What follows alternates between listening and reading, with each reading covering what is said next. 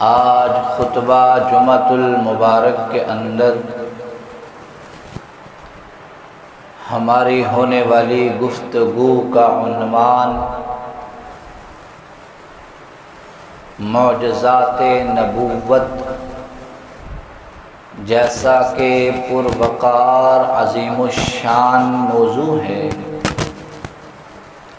اللہ رب العزت سے دعا ہے کہ وہ مجھے حق سچ بیان کرنے کی اور سننے والوں کو اس پر عمل کرنے کی توفیق عطا فرمائے۔ رسول اللہ صلی اللہ علیہ وسلم کے اعلان نبوت سے پہلے اور اعلان نبوت کے بعد کچھ ایسے واقعات جو خرق عادت، خلاف عادت دنیا میں ظاہر ہوئے،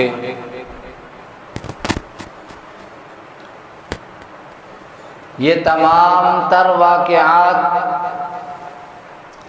رسول اللہ صلی اللہ علیہ وسلم کی نبوت کی پیشن گوئی تھی۔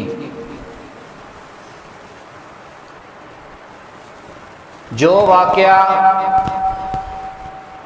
رسول اللہ صلی اللہ علیہ وسلم کے اعلان نبوت سے پہلے خلاف عادت، خرق عادت پیش آیا، ان تمام تر واقعات کو ارہاس نبوت کہتے ہیں۔ اور جو واقعہ رسول اللہ صلی اللہ علیہ وسلم کے اعلان نبوت کے بعد پیش آیا، خلاف عادت، خرق عادت، ان تمام واقعات کو معجزات نبوت کہتے ہیں۔ ایک اعلان نبوت سے پہلے، دوسرا اعلان نبوت کے بعد۔ آپ حضرات کے علم میں ہوگا رسول اللہ صلی اللہ علیہ وسلم کے بے شمار معجزات موجود ہیں۔ آپ کے بہت سارے معجزات ہم لوگ پڑھتے رہتے ہیں، سنتے رہتے ہیں، جن میں سے رسول اللہ صلی اللہ علیہ وسلم کے اعلان نبوت کے بعد کافروں نے کہا، اگر آپ انگلی کے اشارے سے چاند کے 2 ٹکڑے کر دیں تو ہم آپ کو نبی مان لیں گے۔ رسول اللہ صلی اللہ علیہ وسلم نے اپنے ہاتھ کی انگلی سے چاند کی طرف اشارہ کیا تو چاند 2 ٹکڑوں میں تقسیم ہو جاتا ہے۔ یہ معجزہ نبوت ہے۔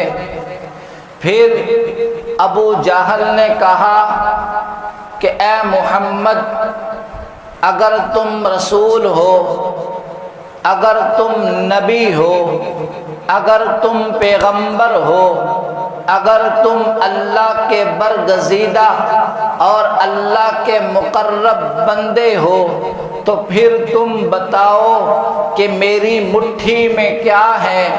رسول اللہ صلی اللہ علیہ وسلم نے فرمایا کہ ابو جہل، میں یہ بتاؤں کہ تیری مٹھی میں کیا ہے، یا تیری مٹھی میں موجود چیز بتائے کہ میں کون ہوں؟ ابو جہل نے کہا یہ تو اور بھی عجیب بات ہے، یہ تو اور بھی حیران کر دینے والی بات ہے۔ رسول اللہ صلی اللہ علیہ وسلم نے ابو جہل کی مٹھی کی طرف اشارہ کیا۔ ابو جہل کی مٹھی میں موجود پتھروں کو اللہ نے زبان عطا کی۔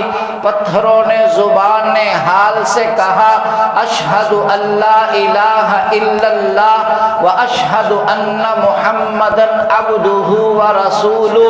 ابو جہل نے جب یہ منظر دیکھا وہ حیران ہو گیا، وہ ڈر گیا، اس نے کنکر زمین پر پھینک دیے۔ سیدنا صدیق اکبر رضی اللہ تعالی عنہ نے کنکر اٹھائے، اپنے ہاتھ پر رکھے تو کنکروں سے آواز آ رہی تھی اشہد ان لا الہ الا اللہ و اشہد ان محمدا عبدہ و رسولہ۔ وہی کنکر فاروق اعظم کے ہاتھ میں آتے ہیں تو کلمہ شہادت کی آواز آتی ہے، وہی کنکر رسول اللہ صلی اللہ علیہ وسلم کے دستے نبوت پہ آتے ہیں تو اندر سے آواز آتی ہے اشہد ان لا الہ الا اللہ و اشہد ان محمدا عبدہ و رسولہ۔ یہ معجزات نبوت ہے، یہ رسول اللہ صلی اللہ علیہ وسلم کا معجزہ ہے۔ پتھر بے جان چیز ہے، کنکر بے جان چیز ہے، لیکن چونکہ آپ انسانوں کے بھی نبی بن کر آئے، آپ جنات کے بھی نبی بن کر آئے، آپ فرشتوں کے بھی نبی بن کر آئے، آپ جتنی مخلوقات ہیں جان ہیں یا بے جان ہیں، خشکی میں رہنے والی ہیں یا تروں میں رہنے والی ہیں، وہ ہواؤں میں رہنے والی ہیں یا زمین پر رہنے والی ہیں، وہ جزیرے میں رہنے والی ہیں یا نارمل جگہ میں رہنے والی ہے، آپ ہر چیز کے نبی بن کر آئے ہیں۔ رسول اللہ صلی اللہ علیہ وسلم کے بے شمار معجزات۔ علامہ جلال الدین سیوطی رحمۃ اللہ علیہ نے ایک کتاب لکھی، ایک ہی کتاب میں علامہ سیوطی رحمۃ اللہ علیہ نے 3500 معجزات کو لکھا۔ ایک کتاب ہے، ایک کتاب میں 3500 معجزات کو رقم کیا، اور ایسے ایسے معجزات اس میں موجود ہیں کہ جن معجزات کا ہمارا تخیل، ہمارا خیال، ہمارا تصور، ہمارے تصورات بھی اس چیز کو نہیں پہنچ سکتے، کہ جیسے جیسے معجزات علامہ جلال الدین سیوطی نے اپنی کتاب کے اندر لکھے۔ کتاب کے اندر لکھا رسول اللہ صلی اللہ علیہ وسلم نے کعبہ کی چوکھٹ کو پکڑ کر دعا مانگی، سیدنا فاروق اعظم کلمہ پڑھ کر آپ کے قدموں میں آ جاتے ہیں۔ یہ معجزہ ہے۔ رسول اللہ صلی اللہ علیہ وسلم نے ہاتھ اٹھائے، دعا مانگتے ہیں، آسمانوں پر بادل جمع ہو جاتے ہیں، آپ نے دعا کا اختتام کیا، ہاتھ کو منہ پر پھیرا، بارش برسنا شروع ہو جاتی ہے۔ یہ معجزہ نبوت ہے۔ آپ نے ابو حریر کی ماں کے لیے دعا کی، دعائے ہدایت کی، ہدایت کی دعا کی۔ ابو حریر ابھی گھر میں نہیں پہنچتے، پہلے رسول اللہ کی دعا قبول ہو جاتی ہے۔ ابو حریر ابھی راستے میں ہیں، ماں پہلے ہی کلمہ پڑھ لیتی ہے۔ ابو حریر ابھی راستے میں ہیں، ماں پہلے ہی مشرف با اسلام ہو جاتی ہے۔ یہ معجزات نبوت ہے۔ یہ ایسے معجزات ہیں کہ جو رسول اللہ صلی اللہ علیہ وسلم کے اعلان نبوت کے بعد پیش آئے۔ جو خلاف عادت خرق عادت واقعہ آپ کے اعلان نبوت سے پہلے پیش آیا اس کو ارہاس نبوت کہتے ہیں۔ جیسا کہ آپ کی پیدائش کے وقت بہت سارے معجزات ظاہر ہوئے، آپ کے بچپن میں بہت سارے معجزات ظاہر ہوئے، آپ کا شق صدر ہوا، آپ کی جب ولادت ہوئی تو آپ سجدے کی حالت میں تھے۔ اس کو پکڑو یار۔ آپ کی جب ولادت ہوئی تو آپ سجدے کی حالت میں تھے۔ جب آپ پیدا ہوئے تو آپ کے جسم پر کوئی گندگی نہیں تھی۔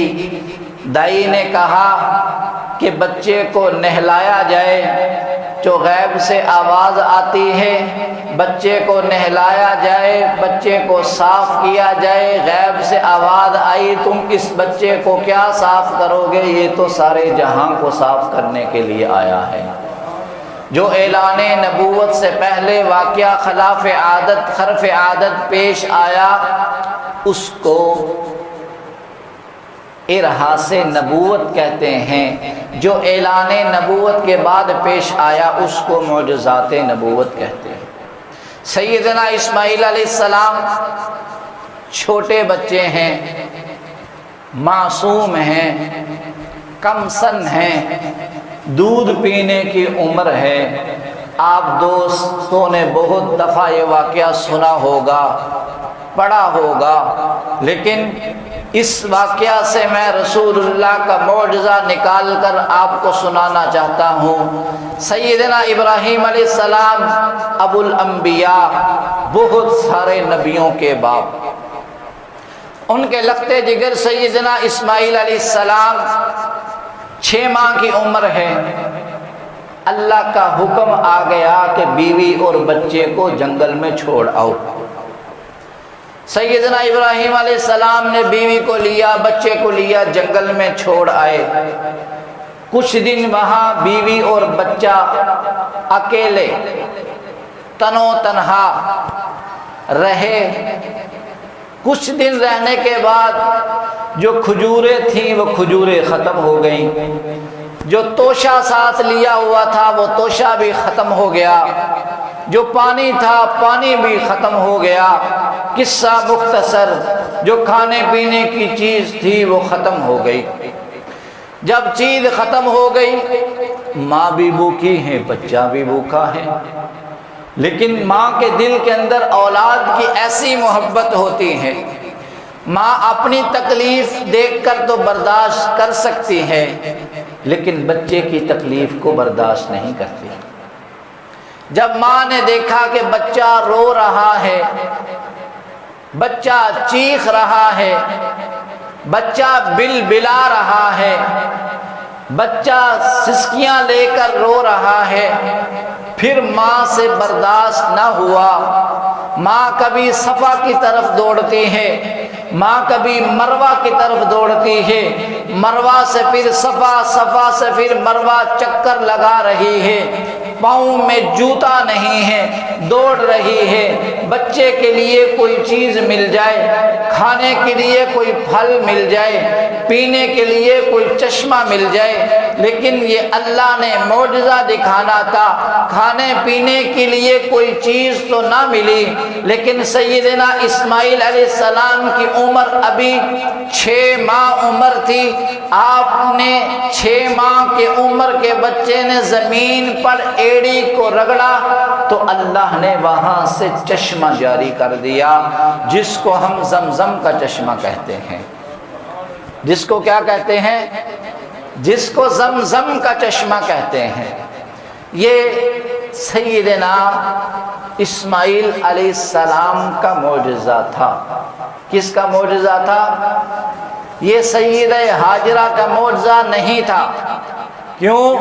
معجزہ نبی سے ثابت ہوتا ہے، اور نبی کو اللہ مرد بناتا ہے، اللہ نے کبھی عورت کو نبی نہیں بنایا۔ کیوں؟ عورت کی عقل مکمل نہیں ہوتی۔ عورت کی آدھی عقل ہوتی ہے۔ اس وجہ سے اللہ نے جب بھی نبی بنایا تو کس کو بنایا؟ مردوں کو نبی بنایا، آدمیوں کو نبی بنایا۔ لہذا یہ معجزہ کس کا تھا؟ سیدنا اسماعیل علیہ السلام کی ایڑیوں سے نکلنے والا چشمہ معجزہ کس کا تھا؟ اسماعیل علیہ السلام۔ لیکن اللہ کو پتا تھا اس بچے نے نبی بننا ہے، اس لیے بچپن میں سے ہی اس بچے کا معجزہ ظاہر کر دیا کہ جس کو ہم ارہاس نبوت کہیں گے۔ آپ سارے دوست سنتے رہتے ہیں کہ سیدنا اسماعیل علیہ السلام کی ایڑیوں سے چشمہ نکلتا ہے، اس کو کیا کہتے ہیں؟ بولو بھائی، زمزم۔ اس کو کیا کہتے ہیں؟ وہ زمزم کا پہلے چشمہ تھا، پھر بعد میں کنواں بنایا گیا، بہت سارے لوگ اس سے مستفید ہونے لگے، اس سے فائدہ اٹھانے لگے۔ لیکن ایک بات یاد رکھنا، سیدنا ابراہیم علیہ السلام کو ابو الانبیاء کیوں کہا جاتا ہے؟ کہ آپ نبیوں کے باپ ہیں۔ نہ تو آپ پہلے نبی ہیں، نہ آپ پہلے نبیوں میں آئے ہیں، آپ تو درمیان میں آئے ہیں، لیکن آپ کو ابو الانبیاء کہا جاتا ہے۔ کیا کہا جاتا ہے؟ ابو الانبیاء۔ سیدنا ابراہیم علیہ السلام کے دو بیٹے تھے۔ کتنے بیٹے تھے؟ دو بیٹے تھے۔ ایک بیٹے کا نام حضرت اسحاق، دوسرے بیٹے کا نام حضرت اسماعیل۔ حضرت اسحاق سے پھر پیدا ہوئے حضرت یعقوب، حضرت یعقوب سے پھر پیدا ہوئے حضرت یوسف۔ بات سمجھ آ رہی ہے؟ حضرت یوسف، پھر بنی اسرائیل میں جتنے نبی آئے وہ حضرت یوسف کی اولاد سے آئے۔ بنی اسرائیل سے جتنے نبی آئے، بلکہ میں یوں کہوں گا حضرت عیسیٰ علیہ السلام تک جتنے نبی آئے سارے حضرت یوسف کی اولاد سے آئے۔ حضرت یوسف حضرت یعقوب کی اولاد میں سے ہیں، حضرت یعقوب حضرت اسحاق کی اولاد میں سے ہیں، حضرت اسحاق حضرت ابراہیم علیہ السلام کی اولاد میں سے ہیں۔ گویا کہ ابراہیم علیہ السلام سے لے کر سیدنا عیسیٰ علیہ السلام تک کس کی اولاد ہے؟ کس کی اولاد ہے؟ ابراہیم علیہ السلام کی اولاد ہے۔ میرے خیال میں بات سمجھ نہیں آئی۔ ابراہیم علیہ السلام کی اولاد ہیں۔ حضرت اسحاق سے حضرت عیسیٰ علیہ السلام تک سارے انبیاء کس کی اولاد ہیں؟ ابراہیم علیہ السلام کی اولاد ہیں۔ حضرت ابراہیم علیہ السلام کے دوسرے بیٹے حضرت اسماعیل، ان کے اولاد سے ابھی تک کوئی نبی نہیں پیدا ہوا، ان کی اولاد سے صرف محمد الرسول اللہ صلی اللہ علیہ وسلم کی پیدائش ہوئی ہے۔ بات سمجھ آئی؟ ابراہیم علیہ السلام کو ابو الانبیاء کہنے کی وجہ، آپ کو ابو الانبیاء کیوں کہا جاتا ہے؟ دونوں بیٹوں سے، ایک بیٹے سے سارے نبی آئے، دوسرے بیٹے سے صرف محمد الرسول اللہ آئے۔ کیوں؟ اللہ نے آپ کے نسب کو اتنا مضبوط کیا ہے، آپ کے شجرہ نسب کو اتنا محفوظ کیا ہے کہ کوئی دشمن بھی اس کا انکار نہیں کر سکتا ہے۔ سیدنا عیسیٰ علیہ السلام کی ایڑیوں سے نکلنے والا چشمہ، زمزم کا چشمہ، سارے مسلمانوں کو پتا ہے جو چشمہ زمزم کا چشمہ وہ کہاں سے نکلا؟ اسماعیل کی ایڑیوں سے نکلا۔ لیکن یہ بات بہت کم لوگوں کو پتا ہے، تھوڑی دیر بعد وہ چشمہ بند ہو گیا، تھوڑی دیر بعد وہ چشمہ خشک ہو جاتا ہے۔ رسول اللہ صلی اللہ علیہ وسلم کے جد امجد سیدنا عبد المطلب نے اپنے دور میں اس چشمے کی کھدائی کروائی، اس میں سے دوبارہ مٹی کو نکالا۔ رسول اللہ صلی اللہ علیہ وسلم کو پتہ چلتا، آپ علیہ الصلاۃ والسلام چشمے میں تشریف لاتے ہیں، جو سوکھا ہوا چشمہ ہے، جو بند پڑا چشمہ ہے۔ آپ علیہ السلام چشمے میں آئے، آپ نے تھوڑا پانی منگوایا، آپ کے چشمے کا پانی عطا کیا گیا، آپ نے تھوڑا پانی پی کر بچا ہوا پانی چشمے میں ڈال دیا۔ رب ذوالجلال کی قسم اٹھا کے کہتا ہوں، قیامت تک مسلمان سارے عالم اسلام جو زمزم کا پانی پیتے ہیں، رسول اللہ کا جھوٹا پیتے ہیں، زمزم کا پانی پیتے ہیں، رسول اللہ کا بچا ہوا پانی پیتے ہیں، زمزم کا شفا یاب پانی پیتے ہیں، اس میں آپ علیہ السلام نے اپنا تھوک مبارک، اپنا لعاب دہن، اپنا جھوٹا ہوا پانی پیا۔ قیامت تک یہ چشمہ نہ سوکھے گا، نہ سوکھے گا۔ عالم اسلام اس سے مستفید ہوتے رہیں گے، عالم اسلام اس پانی کو پیتے رہیں گے، اپنی بیماریوں کو دور کرتے رہیں گے۔ اور بیماری دور کیوں نہ ہو، جس کے اندر رسول اللہ کا تھوک آ گیا، جس کے اندر رسول اللہ کا لعاب آ گیا، اس کی بیماری تو خود بخود ٹھیک ہو جاتی ہے۔ لہذا زمزم کا چشمہ بھی رسول اللہ صلی اللہ علیہ وسلم کا معجزہ ہے۔ بات سمجھ آئی؟ سیدنا اسماعیل علیہ السلام سے تو نکلا لیکن خشک ہو گیا تھا، یہ بند ہو چکا تھا۔ پھر رسول اللہ نے اس میں اپنا جھوٹا پانی ڈالا، اور اتنا پانی ہے، اتنا پانی ہے، ساری دنیا میں پانی سپلائی ہو رہا ہے۔ اور وہاں پر یہ بھی پابندی ہے کہ 5 کلو سے زیادہ نہ لے جائے، 1 کین سے زیادہ نہ لے جائے۔ اس کا مطلب یہ نہیں کہ پانی کم ہے، اس کا مطلب یہ ہے کہ پانی لینے والے بہت زیادہ ہیں، اس کے خواہش مند اس کو پینے والے بہت زیادہ ہیں۔ ایک چشمہ، ایک کنواں ساری دنیا پینے والی ہے۔ کیا پانی کم ہو گیا یا ختم ہو گیا؟ نہ کم ہوا ہے نہ ختم ہوا ہے۔ یہ بھی رسول اللہ صلی اللہ علیہ وسلم کا معجزہ ہے۔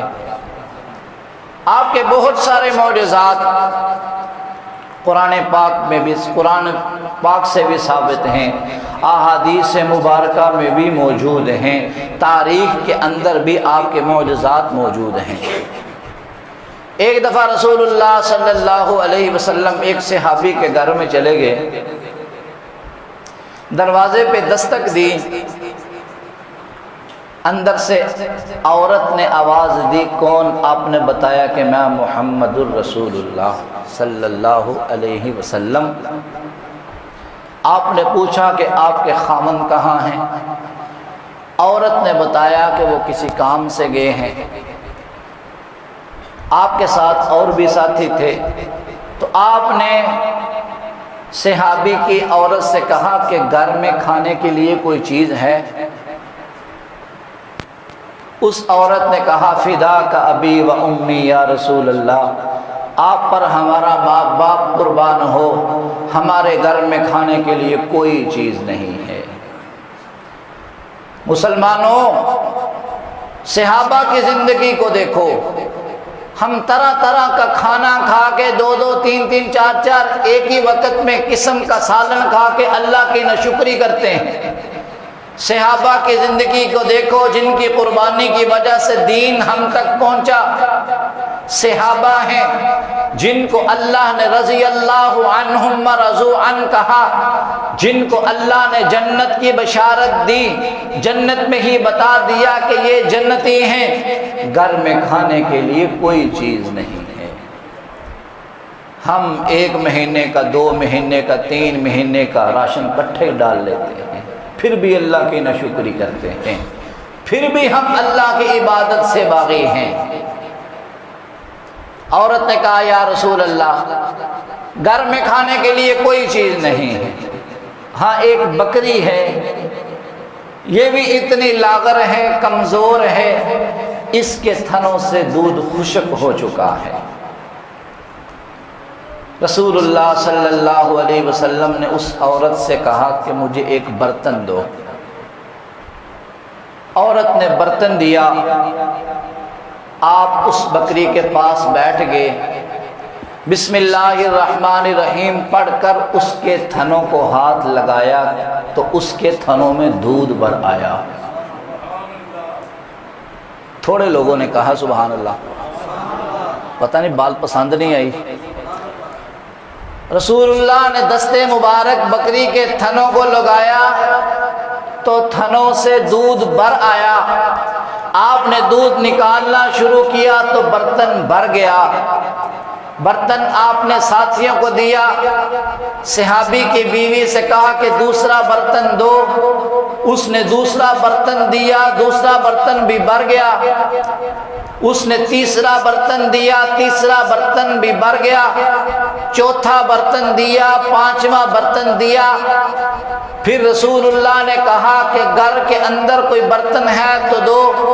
صحابی کی بیوی نے جواب دیا، یا رسول اللہ گھر کے برتن ختم ہو چکے ہیں۔ اللہ کے رسول فرمایا کہ اگر اس وقت سارا جہان بھی برتن لے کر جمع ہو جائے تو دودھ ختم نہیں ہوگا، برتن ختم ہوں گے۔ یہ کیا ہے؟ یہ آپ کا معجزہ ہے۔ سب سے اول تھا جس کو بنایا گیا، سب سے اول تھا جس کو بنایا گیا، تاج ختم نبوت سجایا گیا۔ سب سے اول تھا جس کو بنایا گیا، تاج ختم نبوت سجایا گیا۔ ایسی تصویر محبوب کی کھینچ لی، خود خدا کو بنا کر سرور آ گیا۔ رسول اللہ صلی اللہ علیہ وسلم ایک دعوت میں موجود ہیں۔ ایک صحابی نے دعوت کی،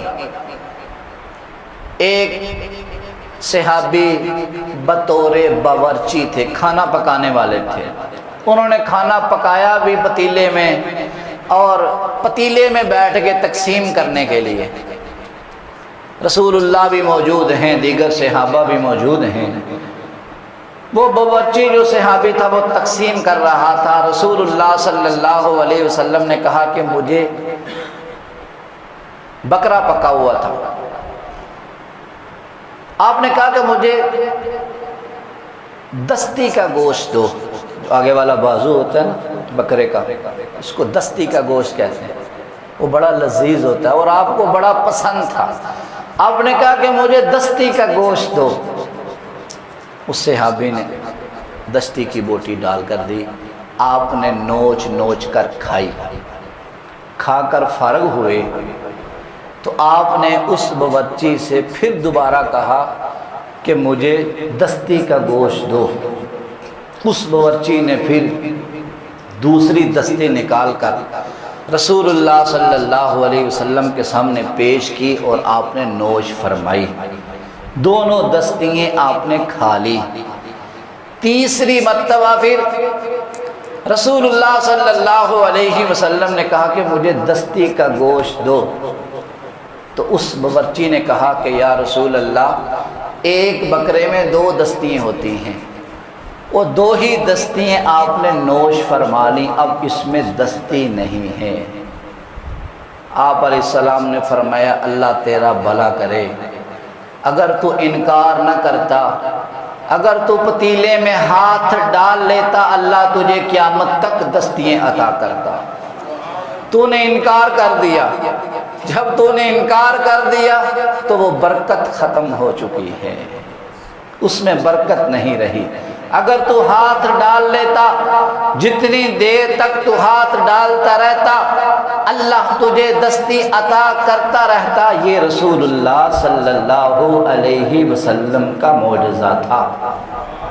کیا تھا؟ آپ علیہ السلام کا معجزہ تھا۔ ایک لشکر کے ساتھ آپ جا رہے تھے، کھلا میدان آیا، آپ کو پیشاب کا تقاضا ہوا، پیشاب کی حاجت ہوئی، چٹیل میدان تھا، جاڑیاں تھی لیکن دور دور تھی، دو چار ادھر ہیں، دو چار ادھر ہیں، دو چار ادھر ہیں۔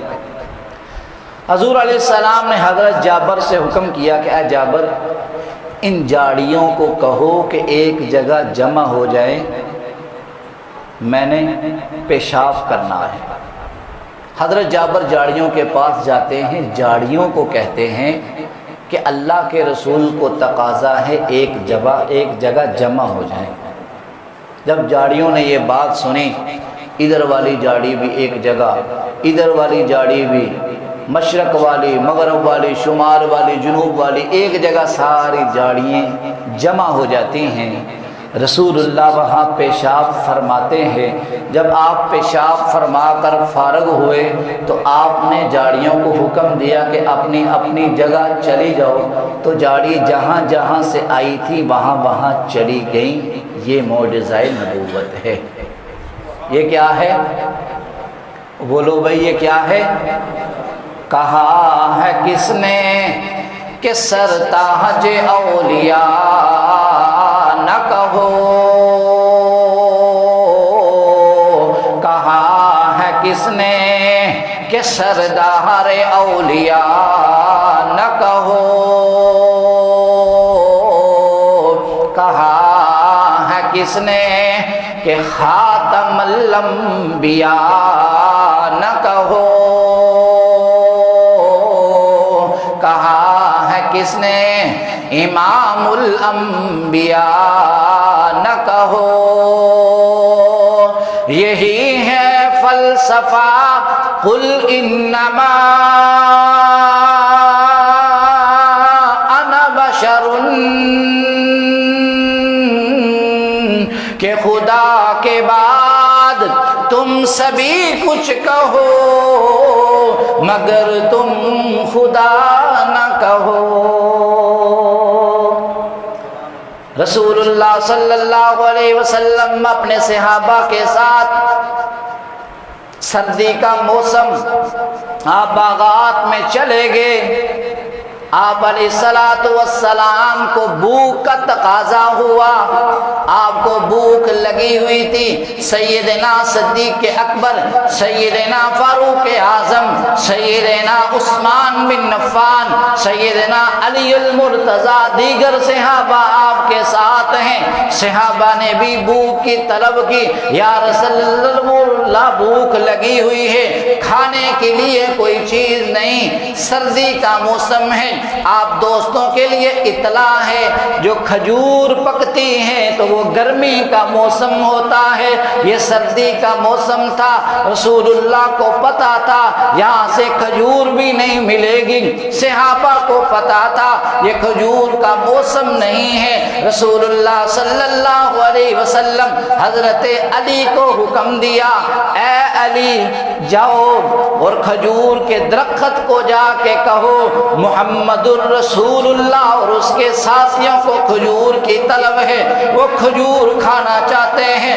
رب ذوالجلال کی قسم اٹھا کے کہتا ہوں، حضرت علی نے کھجور کے درخت کے نیچے چادر بچھائی، اتنی بات کھجور کے درخت کو سننی تھی، وہاں سے کھجوریں ٹک ٹک ٹک کر کے گرنے لگی۔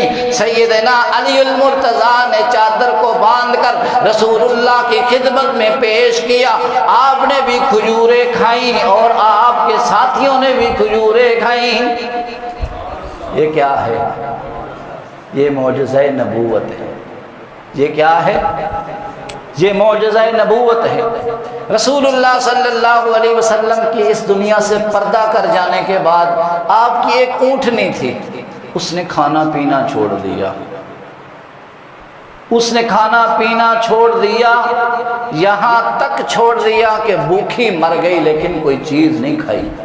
یہ جانوروں کا حال ہے، یہ کس کا حال ہے؟ آپ کی 9 بکریاں تھیں، 10واں آپ کا بکرا تھا۔ حضرت ام ایمن ان کا دودھ دویا کرتی تھی، دودھ نکالا کرتی تھی۔ جس گھر میں آپ ہوتے تھے اس گھر میں آپ کو دودھ پہنچایا جاتا تھا۔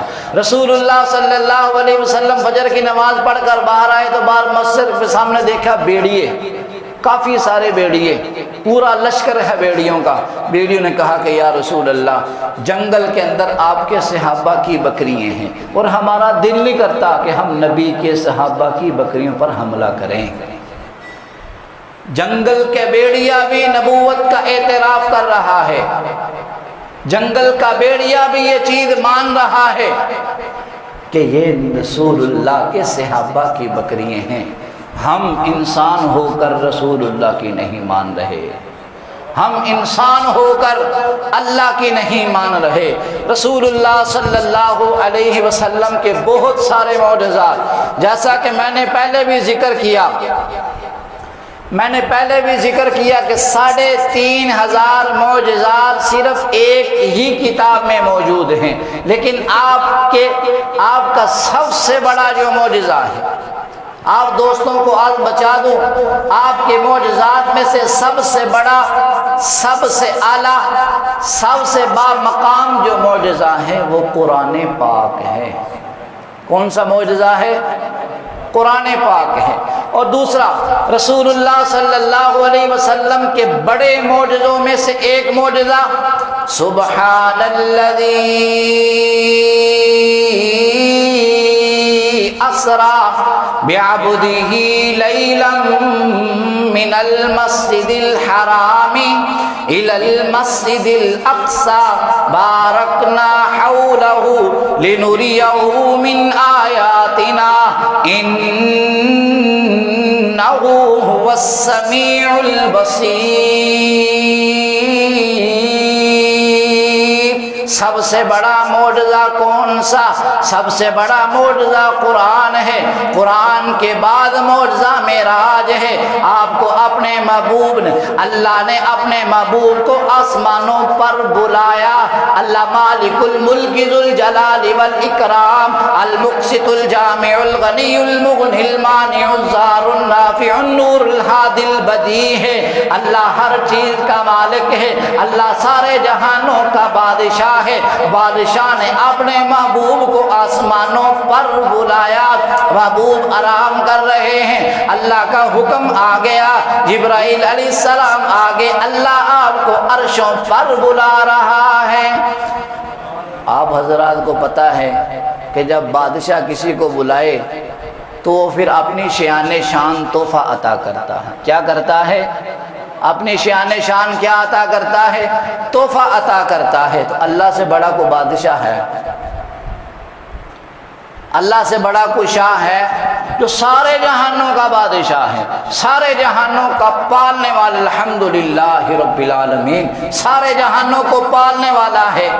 جب اس سے بڑا کوئی بادشاہ نہیں، جب اس نے رسول اللہ کو بلایا، اس سے ثابت یہ ہوا کہ اس جیسا کوئی خدا نہیں، اس جیسا کوئی مصطفیٰ نہیں۔ رسول اللہ کو بلایا، پہلا آسمان، دوسرا، تیسرا، چوتھا، فکان قاب قوسین او ادنی فاوحی، لمبا واقعہ۔ میں وقت کی نزاکت کو مد نظر رکھتے ہوئے بات کو مختصر کروں۔ آپ کو آسمانوں پر بلایا، آپ اپنے بستر پر موجود تھے۔ اللہ نے کہا کہ محبوب اپنے بستر کر چھوڑ اور آسمانوں پر آ۔ آسمان بھی نیچے، سدرۃ المنتہا بھی نیچے، جنت بھی نیچے، جہنم بھی نیچے، صریف الاقلام بھی نیچے، سارا جہان نیچے رہ گیا۔ آپ اوپر چلے جاتے ہیں، آپ عرش معلیٰ پہ چلے جاتے، اللہ سے بات چیت ہوئی، پھر اللہ نے تحفہ عطا کیا۔ کیا عطا کیا؟ اللہ نے تحفہ عطا کیا۔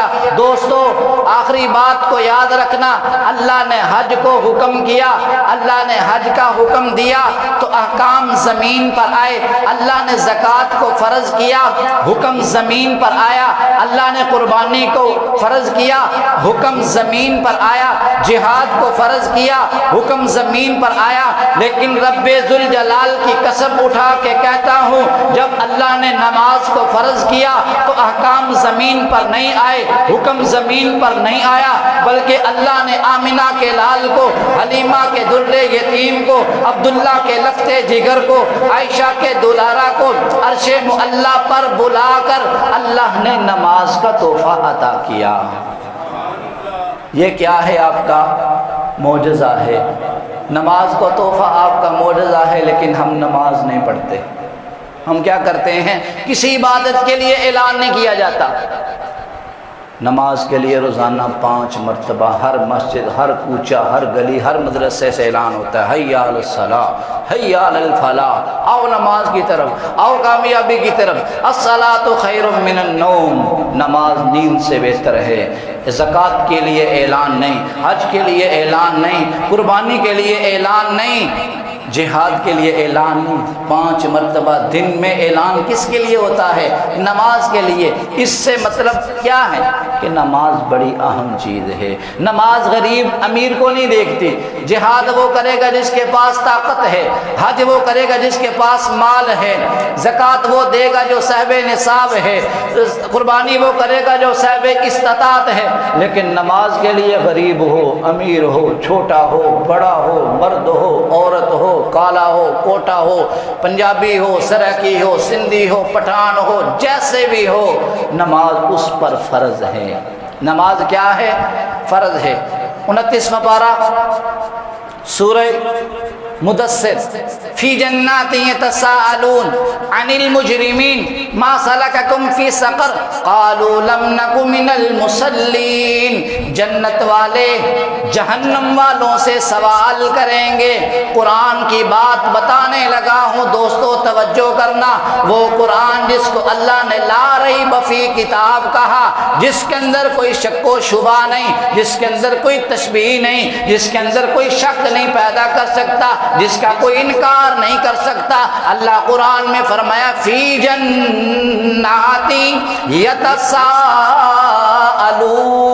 یتساءلون، جنت والے جہنم والوں سے سوال کریں گے، عن المجرمین ما سلککم فی سقر، وہ کون سی چیز تمہیں جہنم میں لے آئی، وہ کون سا تو نے عمل کیا، تو جہنم میں لے آیا، تو ہمارا محلے دار تھا، تو ہمارا برادری بھائی تھا، تو ہمارا رشتہ دار تھا، ہمارے ساتھ ہی کام کرتا تھا، بڑا اچھا آدمی تھا، پھر تو نے کون سا ایسا عمل کیا کہ تو جہنم میں چلا گیا، میں جنت میں چلا گیا۔ جہنمی سب سے پہلے جو بتائیں گے وہ کہیں گے قالو لم نکو من المصلین، ہم نماز نہیں پڑھتے تھے۔ کیا کرتے تھے؟ حج کی بات بعد میں، جہاد کی بات بعد میں، قربانی کی بات بعد میں، زکوٰۃ کی بات بعد میں، دیگر احکامات بعد میں، سب سے پہلے کیا کہے گا؟ قالوا لم نک من المصلین، ہم نماز نہیں پڑھتے تھے، ولم نک نطعم المسکین، مسکینوں کو کھانا نہیں کھلاتے تھے۔ اللہ نے مال بھی دیا تھا، کبھی مسکین کو کھانا نہیں کھلایا تھا۔ وکنا نخوض مع الخائضین، گلیوں اور چوکوں میں بیٹھ کر گپے مارتے تھے۔ 3 چیزیں سبب بنیں گی ان کو جہنم میں لے جانے کا۔ بھائیو، آج کی تقریر کا خلاصہ، آج کی تقریر کا لب لباب یہی ہے۔ رسول اللہ کو سب سے بڑا جو معجزہ ملا وہ قرآن ہے۔ قرآن میں بار بار آیا نماز قائم کرو۔ اس سے بعد والا معجزہ کون سا ہے؟ وہ معراج ہے۔ اللہ نے اپنے محبوب کو معراج پر بلا کر تحفہ عطا کیا، وہ نماز کا تحفہ ہے جس تحفے کو ہم بھول چکے ہیں۔ رسول اللہ دنیا سے جا رہے ہیں، آپ کے آخری وقت سے زبان مبارک سے جو الفاظ تھے وہ یہی تھے، الصلاۃ الصلاۃ الصلاۃ وما ملکت ایمانکم، نماز کو قائم کرنا، نماز کو قائم کرنا۔ 3 مرتبہ آپ نے فرمایا کہ اپنے ماتحتوں کے ساتھ اچھا سلوک کرنا، اپنے نوکروں کے ساتھ اچھا سلوک کرنا. وہ قیامت کے دن سب سے پہلے نماز کا حساب ہوگا. جس کی نماز اچھی نکلی باقی عمل بھی اچھے نکلیں گے. آج دوست ارادہ کرتے ہیں کہ 5 وقت نماز ادا کریں گے. اپنے دل میں نیت کر لو, اللہ کے ساتھ وعدہ کر لو, پکی نیت کر لو. میں قسم اٹھا کر نہیں, قرآن اٹھا کر بھی کہہ سکتا ہوں کہ نماز ہماری بلائی کا سبب ہے, نماز ہماری پریشانیوں کا حل ہے, نماز ہماری مہنگائی کا حل ہے, نماز ہماری دنیا اور آخرت کا حل ہے. دوستو پکی نیت کر لو, پکا ارادہ کر لو, آج کے بعد نماز نہیں چھوڑیں گے. جہاں بھی ہوں گے, گھر میں ہوں گے گھر کے قریب مسجد ہوتی ہے, فیکٹری میں ہوں گے فیکٹری کے قریب مسجد ہوتی ہے, فیکٹریوں کے اندر جگہ بنی ہوئی ہے. ان لوگوں کو اللہ نے توفیق دی ہے, انہوں نے اندر جگہ بنائی ہوئی ہے. جگہ بنی ہوئی ہو پھر کاریگر کے لیے بھی بہانہ نہیں ہوتا کہ میرے کپڑے ٹھیک نہیں ہیں یا مجھے جانا پڑے گا, باہر پانی کھڑا ہے. جب اندر مسجد ہوگے سارے لوگ مسجد ادا کریں گے. بعض فیکٹریوں میں میں نے اتنا اہتمام دیکھا, فیکٹری والوں نے چھوٹا سا کمرہ رکھا ہوا ہے, اس میں 5 نہیں تو 4 نمازیں ضرور ہوتی ہیں. 4 نمازیں وہاں باجماعت ہوتی ہیں. بہت اچھی بات ہے. جو لوگ سرمایہ دار ہیں, صاحب استطاعت ہیں, فیکٹری کارخانے کے مالک ہیں, اپنی فیکٹری میں جگہ بنائیں نمازیوں کے لیے. نمازی نماز پڑھیں گے ثواب آپ کو ملے گا. دوست ارادہ کرتے ہیں, نیت کرتے ہیں, نماز پڑھیں گے. آج کے بعد کوئی نماز نہیں چھوڑیں گے. رب ذوالجلال کی قسم نماز کی معافی نہیں. اللہ نے کہا کھڑے ہو کے پڑھو, کھڑے ہونے کی طاقت نہیں بیٹھ کے پڑھو, بیٹھنے کی طاقت نہیں ہے ہاتھوں کے اشاروں سے پڑھو. ہاتھوں کے اشاروں تک پڑھنے کا ہمیں چھوٹ ملی ہوئی ہے. اس کا مطلب کیا ہے کہ نماز پڑھنی ہی پڑھنی ہے, ہر حال میں پڑھنی ہے. اللہ پاک اس پر عمل کرنے کی توفیق عطا فرمائے. وما علینا الا البلاغ المبین.